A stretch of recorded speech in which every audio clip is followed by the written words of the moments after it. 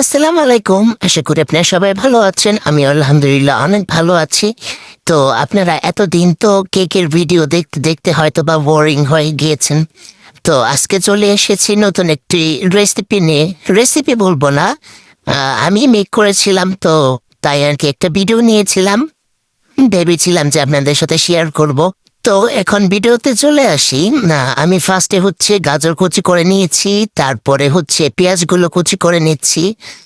আর আপনারা আগে কমেন্টে জানান তো যে আজকে আমি কি রান্না করতে যাচ্ছি। আর হ্যাঁ, আপনারা হয়তো বা এতক্ষণে জানতেই পেরেছেন, ভিডিওর ক্যাপশন দেখে বুঝতেই পারছেন যে কি রান্না করব। যাই হোক, তারপরে হচ্ছে আমি কাঁচামরিচগুলো হচ্ছে কুচি করে নিচ্ছিলাম, আর এরপর হচ্ছে মুরগির মাংসগুলোকে ছোট ছোট করে কেটে নিচ্ছি, যাতে রান্না করার সময় মাংসগুলো খুব তাড়াতাড়ি হচ্ছে সিদ্ধ হয়ে যায়। তো তারপরে একটি বাটিতে মাংসগুলো নিয়ে আমি মশলা টশলা দিয়ে আর কি ম্যারিনেট করে নেব। তো এখানে আমি ওইরকম কোনো মশলা দেই নাই। ঘরোয়াভাবে মানে যে মশলাগুলো তৈরি হয় ওইগুলো দিয়েই আমি হচ্ছে ম্যারিনেট করে রেখেছিলাম। তো আমি মিনিমাম 20 থেকে 30 মিনিটের মতো ম্যারিনেট করে রেখেছিলাম, যাতে মাংসগুলোর ভিতরে ভালোভাবে আর কি মশলা যায় আর খাওয়ার সময় তো ভালো টেস্ট আসে। তো আমি ভালো মতো সবকিছু দিয়ে ম্যারিনেট করে রেখেছি।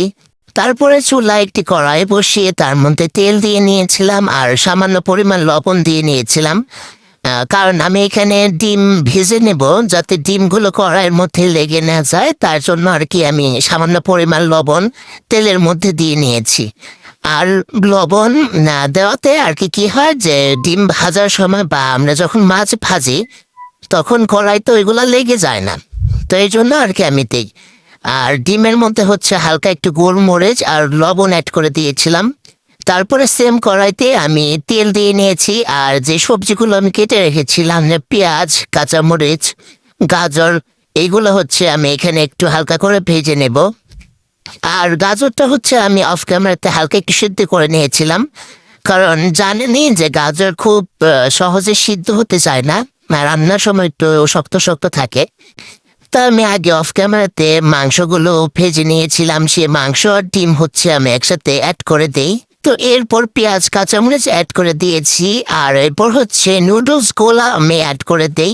আর ভালোভাবে মিক্স করে আমি রান্নাগুলো কমপ্লিট করে ফেলি। তো আপনাদের কাছে আমার ভিডিওগুলো কেমন লেগেছে? আশা করি সবার কাছে ভালো লাগবে। তো আজকে এই পর্যন্তই। আল্লাহ হাফেজ।